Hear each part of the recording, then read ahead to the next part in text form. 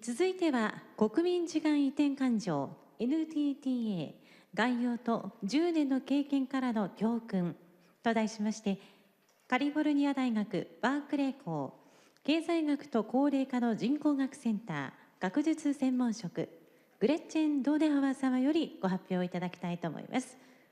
So Dr. Donehauer, the stage is yours. Thank you.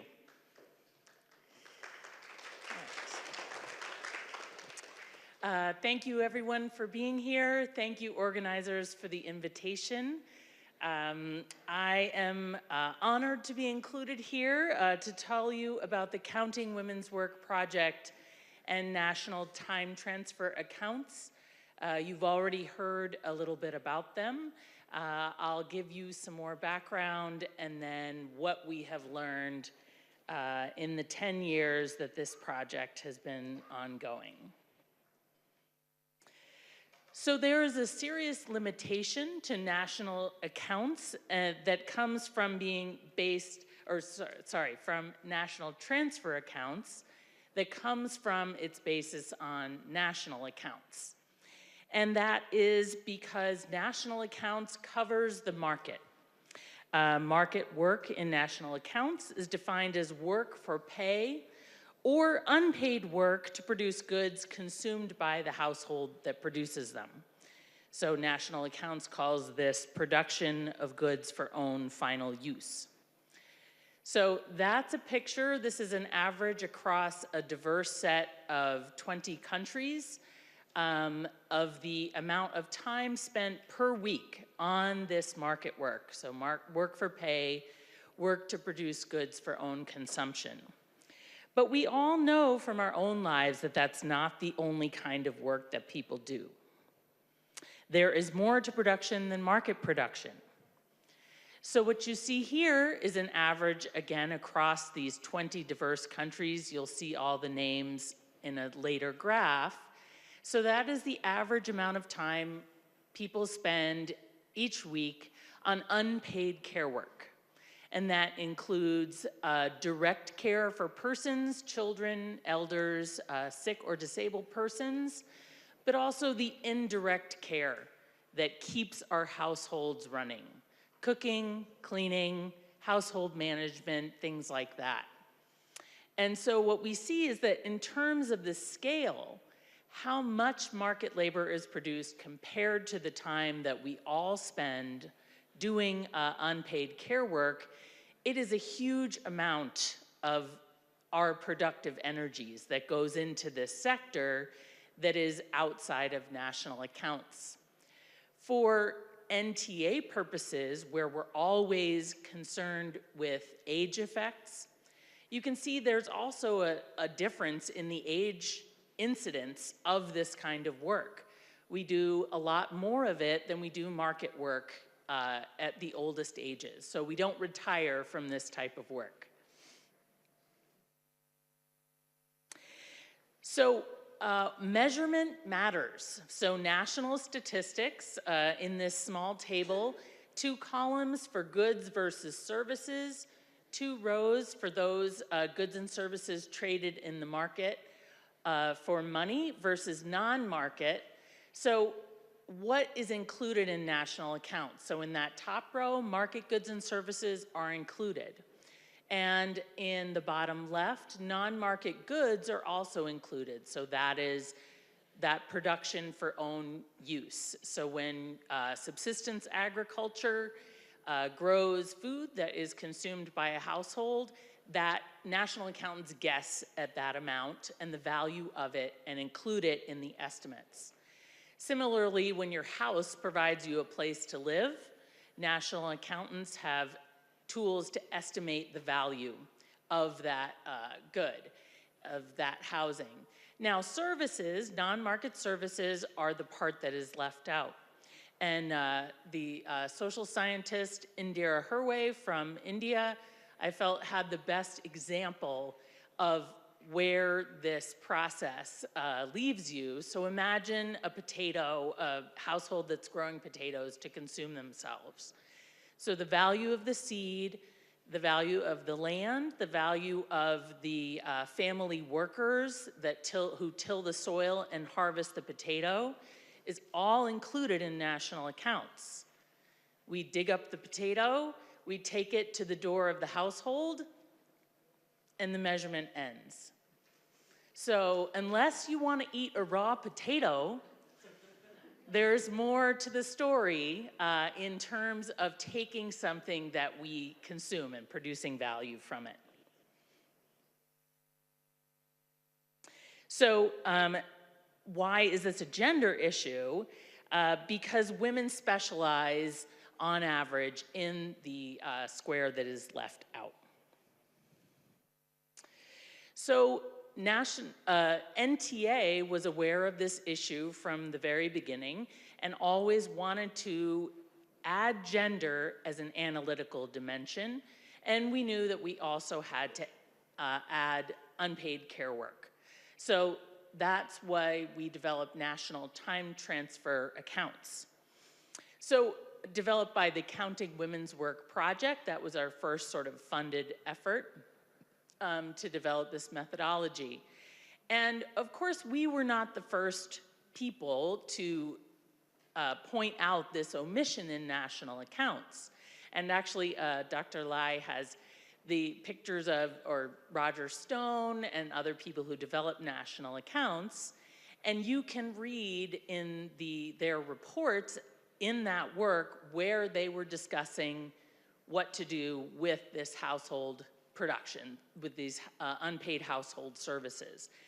And the discussion basically said, it's hard to measure and we don't really know where to put this thing, so we will just leave it out and leave that for future generations to figure out.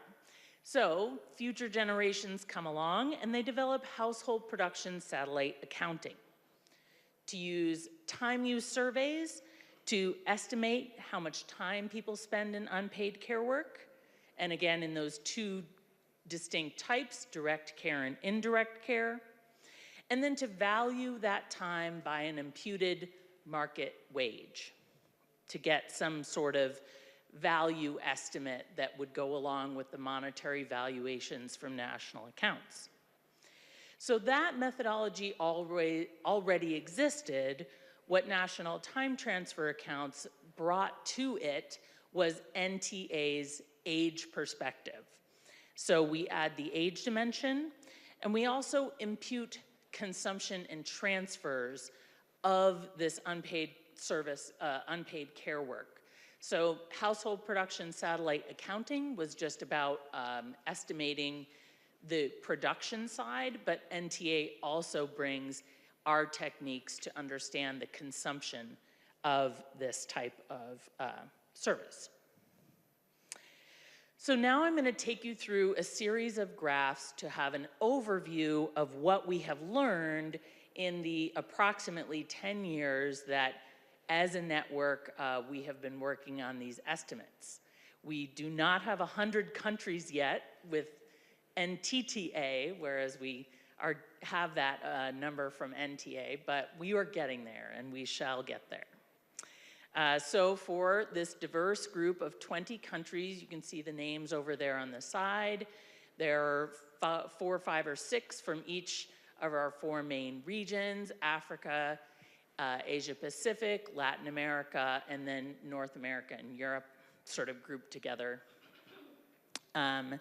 So the first chart is meant to demonstrate that unpaid care work is large in terms of the total productive time. So I showed that graph in the beginning, but here is for a group of individual countries. So the proportion of total work hours spent on unpaid care work is in red, market work is in blue. So we have up there in Spain, it's about 60% of the total productive time is going to unpaid care work. All the way down at the bottom, Cote d'Ivoire, it's about 20%. And sort of sorting in the middle, we get to about half and half on average. So we also have learned that unpaid care work is large in terms of its economic value. So this shows you ratios for a group of countries, smaller because I don't have monetary estimates for all of these countries, how the total unpaid care work valued at a market wage compares to GDP. So up at the top, we have Germany and Italy. It's about 60% of GDP. Down at the bottom, Cote d'Ivoire and Ghana are a little bit above 10%. So this is a vast range. A lot of this has to do with dynamics of the imputed wage. So Germany and Italy have very high minimum wages, and they have relatively small informal sectors. So most of the people who would be doing this work actually would make this legal minimum wage. Whereas down in other countries, there's a very large informal sector, and those domestic services in particular are very low paid.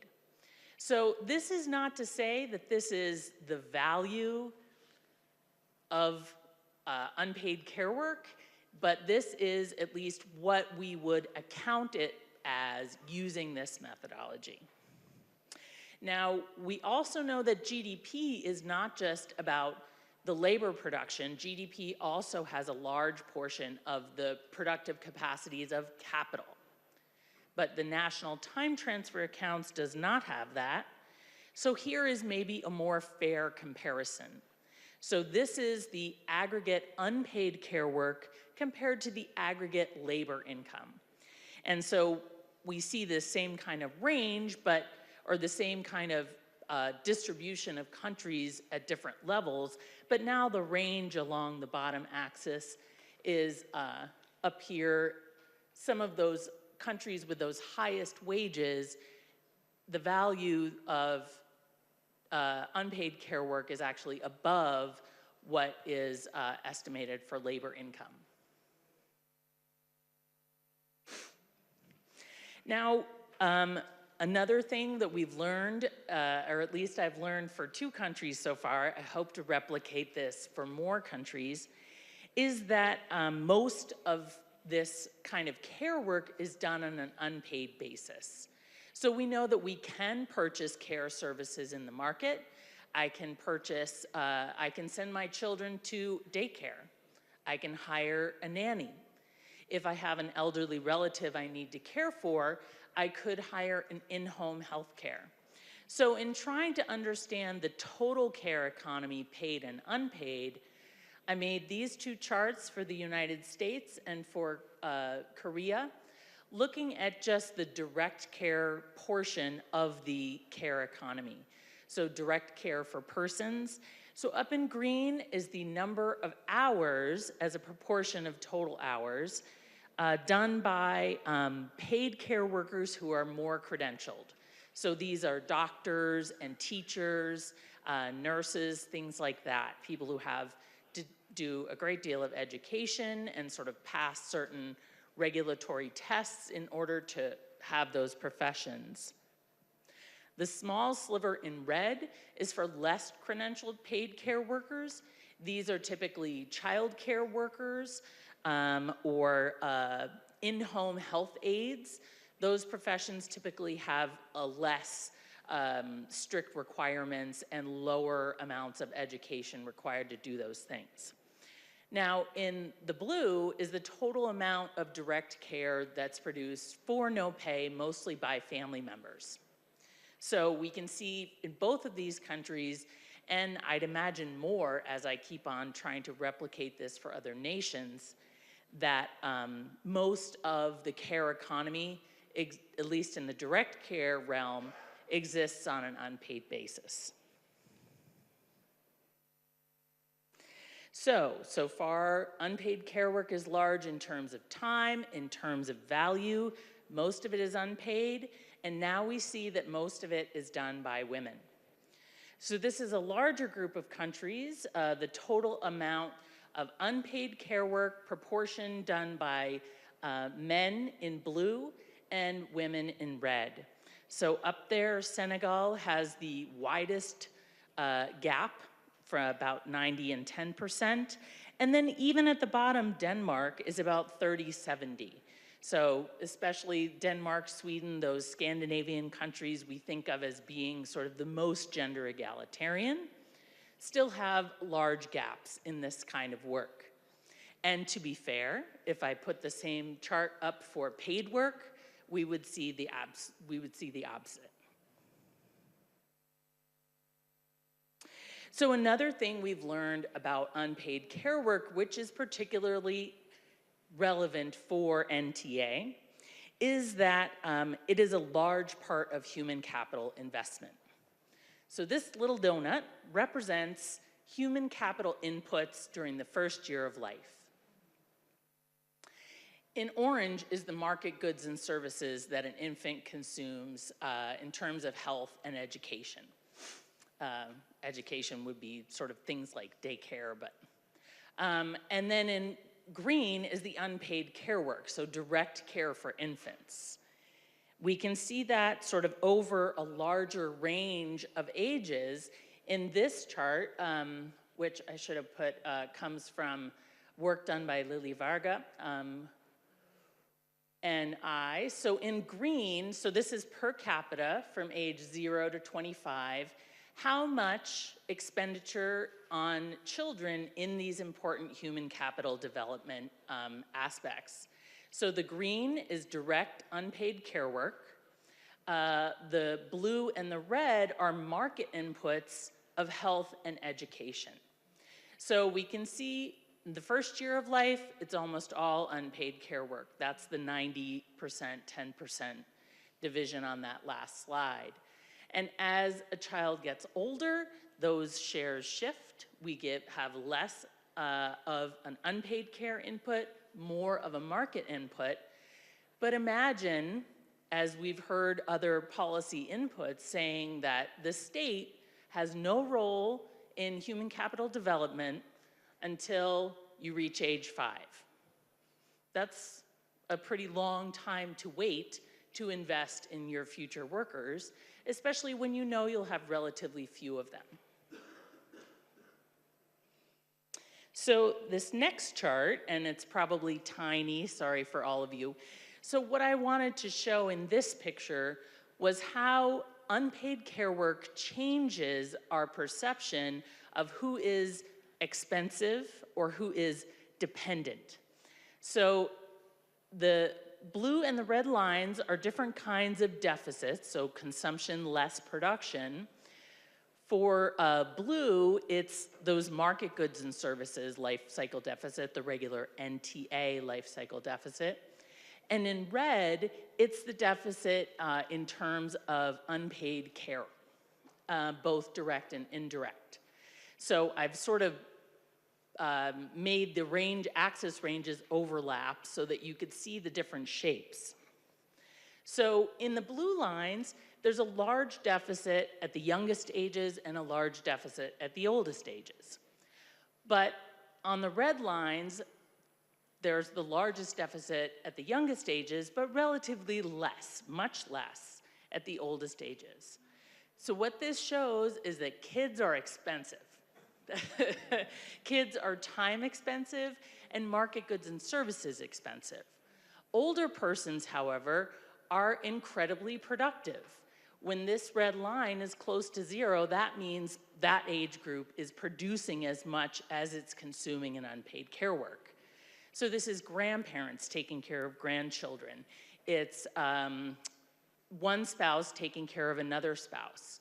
So this is, I think, very important in showing the productive capacities of older persons and shifting our discussion of aging away from just older persons are going to be burdens. So before I get into some of my specific policy points, just a general point that some of the impact of this work is about ideational change. It's not about sort of having 5% more childcare. It's about seeing something that is generally invisible to us, that is very easy to ignore. So that is one of the important things that the time transfer accounts and also NTA bring to the table.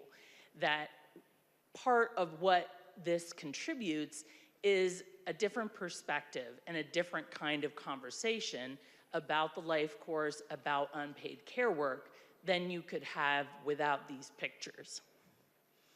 But some more specific policy implications might be that, and I believe Professor Matsukura mentioned this, but that policies to increase labor force participation in an aging world, we need to find more workers, but they have to recognize the work people are already doing in terms of unpaid care work. The invisibility of women's work can lead to policy mistakes. Whoops, should have made that go silent. And there's a big list there.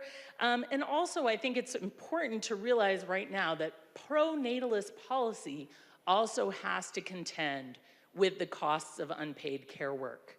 When we think about increasing a child tax credit, if all we're counting in the size of that credit is the market goods and services for, say, the first 3 years of life, we are undershooting the target. We are not going to get the sort of response that we hope for. Also, by taking this life course perspective, we can realize that some of these policies are way too short-term compared with the length of investment that parents are undertaking. Also that governments are maybe not trustworthy in terms of keeping up that investment as long as they're going to need. So maybe some policy like baby bonds, where a government puts aside money for each child that will be given to them later on to sort of invest in getting their life going, that solves some of this time horizon problem. So what to do? Gather more time use data. That is becoming much more prevalent around the world, which is a good thing. And then embed the care economy into policy and planning frameworks and documents.